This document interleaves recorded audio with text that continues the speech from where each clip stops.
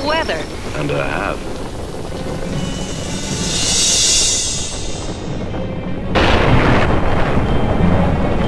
We'll all die here. A statistical probability. You ever quote anything besides statistics, Vulcan? Yes, but philosophy and poetry are not appropriate here.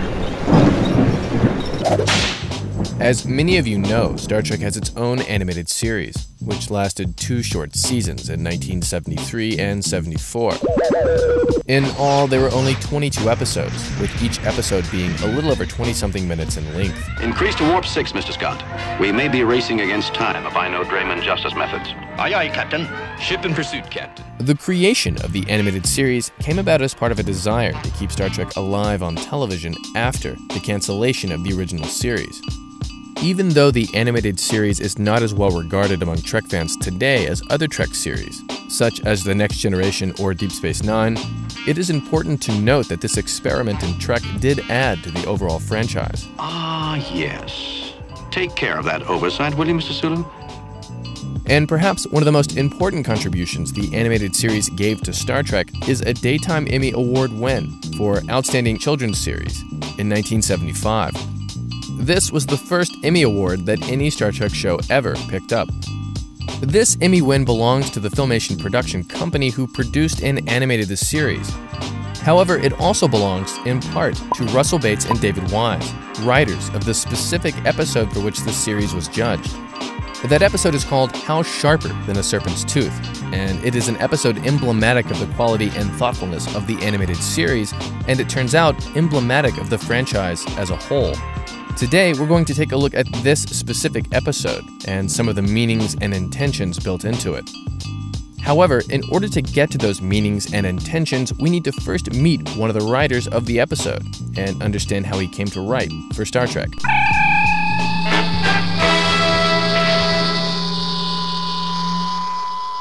I am Russell Bates, Kiowa Native American who became a writer.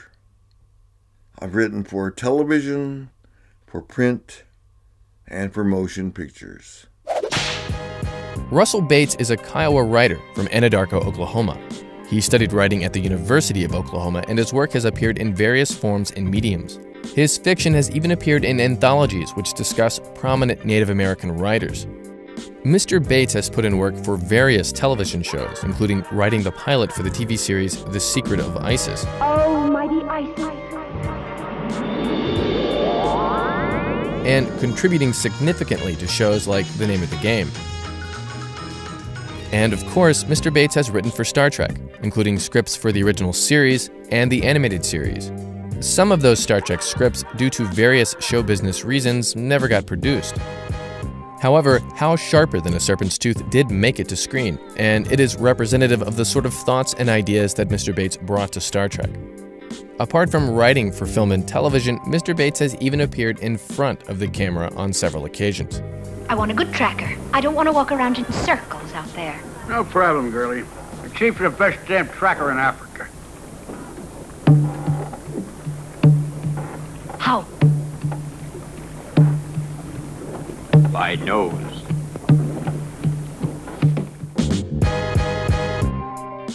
I was doomed at an early age to be a science fiction writer. But I was Native American. Indians didn't write. They didn't do science fiction. I was hoping I could be different. Because of his love of sci-fi, Mr. Bates became aware of Star Trek quite early during the show's debut, while he was in the Air Force. NBC came on with this ads that summer for a show called Star Trek. Here among a billion stars, a lonely ship streaks along an endless path. It's the mammoth starship Enterprise. Follow her trackless journey each week on Star Trek. And we saw the ads, and they were being thrown from side to side, the same way that people were being thrown from side to side in Voyage to the Bottom of the Sea. Oh no. Voyage to the Bottom of the Sea in outer space. Despite the initial reluctance, Mr. Bates found out just what kind of show Star Trek was going to be. In my own barracks room. We watched it on television in black and white because we couldn't afford color. And I and my friends who were missile technicians watched that episode and we went, that was a real story. This is going to work. Later, during his long-term recovery from a serious on-the-job accident, an explosion, Mr. Bates found he had a lot of free time, and so he wrote as much as he could. It was during this period that a chance encounter would change his life forever. A Star Trek story he had written for a close friend got read by just the right person, an airman with a connection to D.C. Fontana, the story editor for Star Trek. Just at the time I was leaving the Air Force after my tour was over, I got a letter from her saying they wanted to buy the story for the 3rd season of Star Trek. Tumultuous changes with Star Trek's time slot leading into the 3rd season resulted in a behind-the-scenes staff change. Gene Roddenberry withdrew from his duties on the show over the matter. And so then they announced there would be a 3rd season of Star Trek, but it would occur on Friday nights at 10 o'clock. Young people are not at home watching television on Friday nights at 10 o'clock. Roddenberry knew that. When they gave him that spot, he walked. Gene L. Kuhn knew that. He walked. Dorothy Fontana knew that. She left. John D.F. Black and the other producers who saw that also quit. New writers, a new cinematographer, and new producers were eventually brought in, which resulted in significant changes for the original Star Trek. Part of those changes was that the scripts that were originally scheduled to be shot that year were all tossed out and replaced with new ones. This includes the script that got Russell Bates connected to Star Trek in the first place, Till Death Do We Join. After this 3rd season, Star Trek was officially, finally, canceled.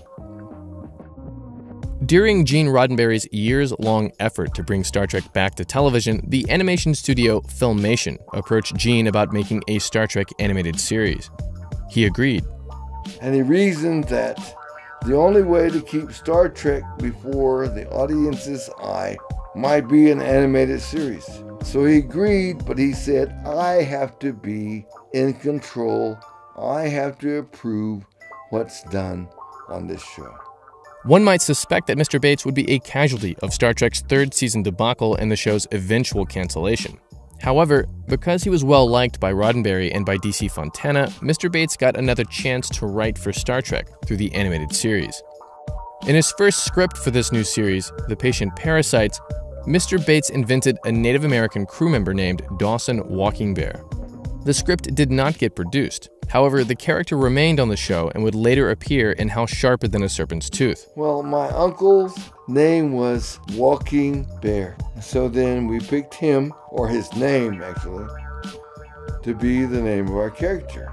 Dawson is a man's name that happened to be very uncommon. So I picked that because I wanted my character to be very much uncommon. Mr. Walking Bear, how do you know who's aboard that ship? I am a Comanche captain. I've studied the histories of many ancient Earth peoples, especially my own. Dawson Walking Bear was a Kiowa because my uncle Paul, is a Kiowa. But when we handed in the first draft of the script, the producer said, Mr. Bates, yes, what's a Kiowa? Oh, it's the tribe that was in Elvis Presley's Flaming Star and John Wayne's War Wagon and a couple of other films. Say, what was that all about back there? We were playing poker. So? I was cheating. But what's a Kiowa? I said, I'm a Kiowa. Oh, we know you're a Kiowa, but our audience might not know what is a Kiowa.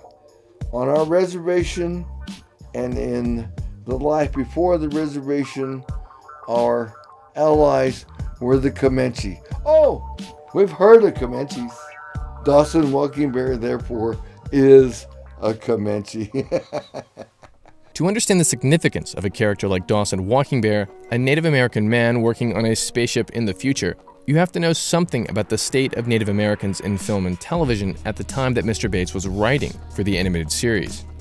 Dawson Walking Bear was very different compared to the standard issue Native stereotypes that America displayed to the masses. Typically, Native characters were stock villains in westerns, depicted as uncivilized animals that threatened goodly European-inspired progress. Other portrayals invariably featured the magic medicine man, the beautiful young woman who fell in love with the conquering white man, the stoic battle-ready warrior, and the wise Indian living lightly in the wilderness, warning all of us to stay in tune with nature. Some people have a deep, abiding respect for the natural beauty that was once this country. And some people don't. All of these various portrayals are nonsense. Indians are people. They built cities, invented agriculture, reshaped the ecosystems they lived in to suit their own needs, constantly innovated around and adapted to changing circumstances, and generally lived their lives the same as people all over the world. Mr. Bates got the chance to say a little bit of this with Dawson Walking Bear. He also got the chance through Star Trek to say that Indians are not only real people that exist today, but people that will be there in the future as well, a message the franchise later came back to. And Mr. Bates wasn't the only one who noticed the sorry state of Indian representation in film and television either. The person who noticed was Gene Roddenberry himself. He said when he saw my story, the crush of producing the first 2 years of Star Trek were so intense and so fast, he said my multiracial crew left out Native Americans. When I saw that you could offer us a Native American character, I realized my crew was complete. Russell Bates didn't just innovate with the character of Dawson Walking Bear, but also with other story elements in How Sharper Than a Serpent's Tooth. Using the Maya god Kukulkan, Mr. Bates pushed back on the persistent notion that Indians weren't responsible for their own societies. For centuries, Europeans claimed Indian accomplishments came about through non-Indian means. For example, early Europeans who came upon the ruined Maya cities of Central America insisted another, more sophisticated people must have been responsible. The same kind of attitude was present in the American South regarding the great number of ruined mound cities found there. These attitudes were later, thankfully, debunked by many scientists and archaeologists. In the episode, Mr. Bates flipped these attitudes on their heads. Angkor Wat, Rome, the pyramids in Egypt, the rest of the world has given credit for those things being built. But when it came to Mesoamerica, the Anasazi citadels, the Mayan cities of Mexico, places like the Inca cities, the Native Americans never got credit for constructing cities that were theirs. I hated that. Mr. Bates removed the agency naturally attributed to other ancient peoples through a Native American god as alien to see how well the shoe fits on the other foot. As you can see, the writing in this episode touches on a lot of territory, which is something that may surprise fans. After all, the animated series isn't taken as seriously by fans as the rest of the franchise. But that's just the thing with writing. The writer is a whole world within themselves, and every time the writer creates, no matter how big or small, no matter the format or the restrictions, some of that inner world spills out. Writing itself is a language that you learn the same as the language that you learn from your parents. It obeys the same principles, but you're not writing in a language. You're writing as a language. As for Star Trek, Mr. Bates is still a fan, and he feels strongly about what Star Trek has given to the world. And this is what I honored when I wrote my episode, because their past comes to confront them, and how well they have dealt with their own past determines how well they will deal with their own future. Roddenberry's program Star Trek said, man will continue. Man has a future. Man may even have a promising future. Thank you for watching. Please feel free to leave a comment in the subspace below and click on over to Patreon to help support the channel. Additionally, our sister channel Curio has a brand new episode up, Machines vs. Mars. It's an exploration of the exploration of the Red Planet through machines. Take a look to see who's been winning, the machines or Mars. And finally, I'll be visiting Antarctica in February of 2017. As part of that, I've promised to vlog about the preparation leading up to the expedition and the expedition itself, as well as other more general filmmaking adventures. That vlog will be starting soon and can be found right here. Thank you.